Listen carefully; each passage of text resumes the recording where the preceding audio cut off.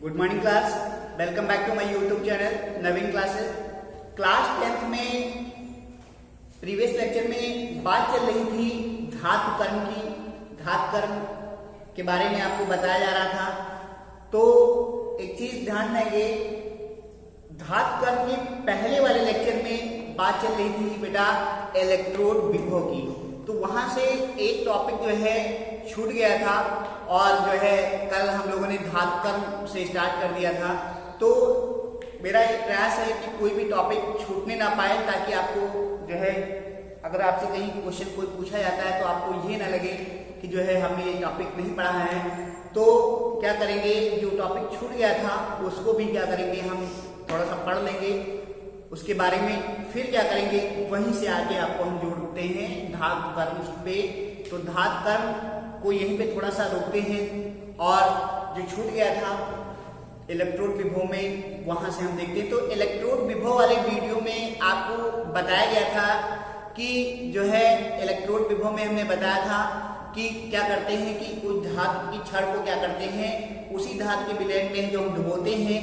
तो जैसे एक एग्जाम्पल लेकर के आपको बताया था कि हम क्या करते हैं, जब जिंक की छड़ को क्या करते हैं ZnSO4 के लौड़ी विलयन में जो हम डुबोते हैं, तो क्या होता था बेटा कि जिंक धातु की जो छड़ होती थी उसके परमाणु क्या करते थे, अपना इलेक्ट्रॉन उसी धातु की छड़ पर छोड़ करके क्या करते थे, स्वयं जो है Zn++ के रूप में क्या करते ZnSO4 के सॉल्यूशन में आ जाते थे।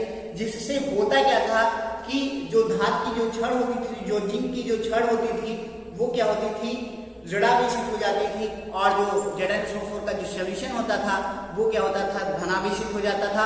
जिससे क्या होता था, धातु की छड़ और विलयन के जो है संपर्क तल पर वैद्युत स्तर का निर्माण हो जाता था और वहां पर इलेक्ट्रोड विभव उत्पन्न होने लगता था।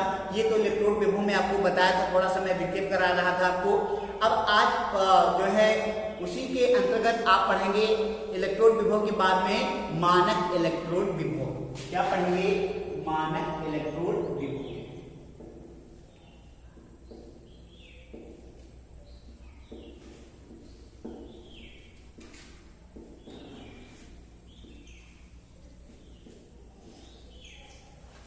तो मानक इलेक्ट्रोड विभव में क्या बताएंगे, इलेक्ट्रोड विभव आपने पढ़ा, आप पढ़ेंगे मानक इलेक्ट्रोड विभव। तो मानक इलेक्ट्रोड विभव में क्या बताएंगे कि किसी धातु को 25 डिग्री सेंटीग्रेड पर, क्या बताया गया कि किसी धातु को 25 डिग्री सेंटीग्रेड पर उसी धातु के 1 मोलर सांद्रता वाले, क्या बताएंगे, किसी धातु को 25 डिग्री सेंटीग्रेड ताप पर उसी धातु के 1 मोलर सांद्रता वाले लवण के विलयन में डुबोने पर क्या होता है, धातु एवं विलयन के मध्य में जो विभवांतर उत्पन्न होता है उसे हम क्या कहते हैं, मानक इलेक्ट्रोड विभव कहते हैं। उसे क्या कहते हैं, मानक इलेक्ट्रोड विभव कहते हैं।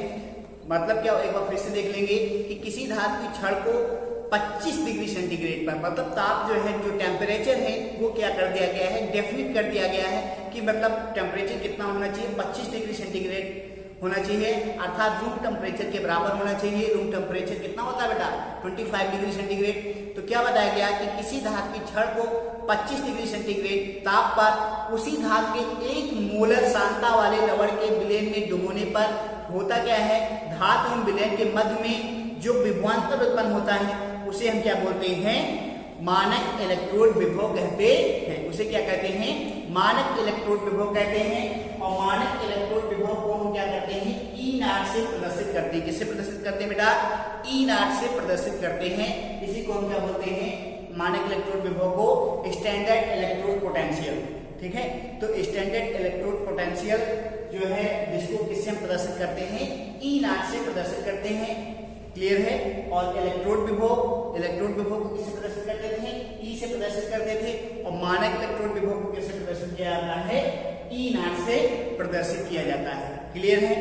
मानक इलेक्ट्रोड विभव को किससे प्रदर्शित करेंगे, E0 से प्रदर्शित किया जाता है। तो ये तो हो गया इलेक्ट्रोड विभव और मानक इलेक्ट्रोड विभव। अब जो है ये यहीं पे ये मानक इलेक्ट्रोड विभव कंप्लीट हो गया। अब वहीं पे हम आ जाते हैं जहां से कल हम धातु कर्म में पढ़ रहे थे। तो धातु कर्म में अयस्क के सांद्रण की विधियां पढ़ रहे थे, जिसमें हम लोगों ने क्या किया था, गुरुत्व पृथक्करण विधि आप लोगों ने पढ़ लिया था, गुरुत्व पृथक्करण विधि हो गई थी। अब आज पढ़ेंगे झाग उत्प्लावन विधि। क्या पढ़ रहे हैं बेटा? अयस्क के सांद्रण की विधियां पढ़ रहे हैं, जिसमें आप लोगों ने कल गुरुत्व पृथक्करण विधि पढ़ लिया था। आज पढ़ेंगे झाग प्लवन विधि।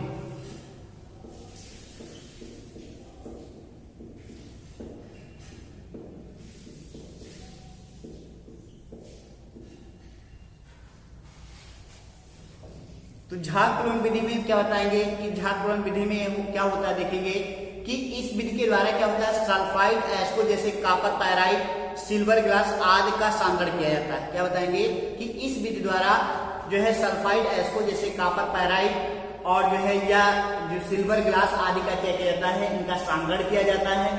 इस विधि में जो है सल्फाइड के एस्को जो झाग प्लवन जो विधि है, इसमें क्या होता है बेटा कि सल्फाइड के जो एस्क होते हैं उनको क्या करते हैं, तेल और जल के मिश्रण में जो है डालते हैं। सल्फाइड के एस्को को क्या किया जाता है, तेल और जल के मिश्रण में जो है हम मिला देते हैं या मिश्रण में हम डाल देते हैं, जिससे क्या होता है, शुद्ध एस्क तेल में क्या होता है, शुद्ध जो एस्क होता है वो किसमें हम डालते हैं, तेल में डालते हैं, और अशुद्ध एस्क पानी में क्या होते हैं, भीग जाते हैं। मतलब क्या हुआ, जब हम एस्क की सल्फाइड के एस्को को तेल और जल के मिश्रण में क्या करते हैं, डालते हैं, तो शुद्ध एस्क तेल में, जब तेल और जल के मिश्रण में जब हम डालते हैं तो शुद्ध एस्क जो है वो तेल में तथा अशुद्ध एस्क जो है वो पानी में क्या होते हैं, शीघ्र भीग जाते हैं।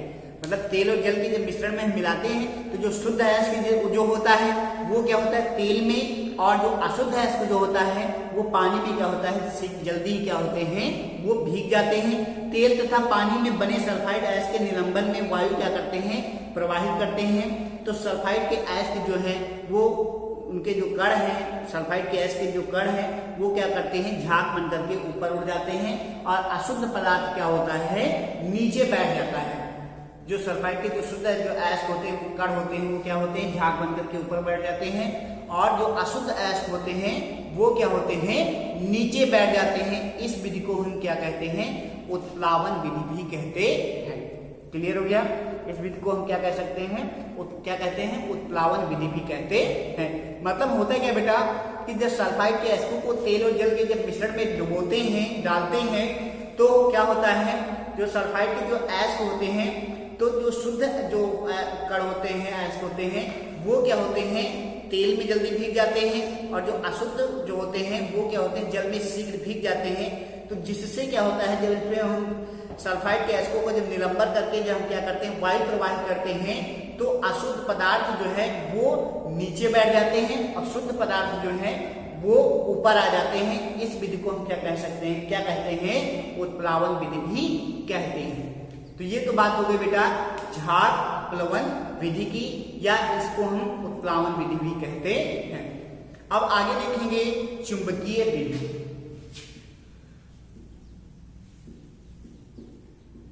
ये तीसरी विधि है, एस्क के सांद्रण की 3 विधियां हमने बताई थी, गुरुत्व पृथक्करण विधि, दूसरी थी झाग प्लवन विधि, और तीसरी है चुंबकीय विधि। इस विधि के बाद में आप पढ़ेंगे धातु का निष्कर्षण। तो देखेंगे चुंबकीय विधि।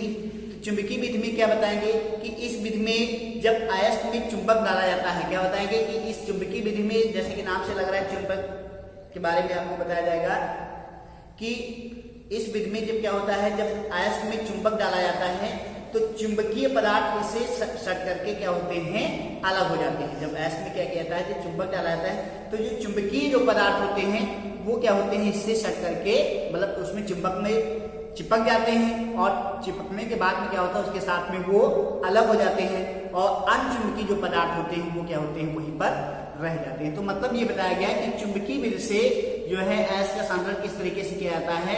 तो इसमें ये बताया गया कि जब हम अयस्क में क्या करते हैं, चुंबक को डालते हैं, तो जो शुद्ध पदार्थ जो होते हैं वो क्या होते हैं, उसी में मतलब जो है जो चुंबकीय पदार्थ जो होते हैं उस अयस्क में वो क्या होते हैं, उसी चुंबक में चिपक जाते हैं, और जो अनचुंबकीय जो पदार्थ होते हैं वो क्या होते हैं, वहीं पर रह जाते हैं तो चुंबकीय पदार्थों को अलग कर लिया जाता है, चुंबकीय पदार्थों को अलग कर दिया जाता है। तो ये तो विधि हो गई जो है आज के सांगड़ की तीसरी विधि जो है जिसका क्या नाम है, चुंबकीय विधि।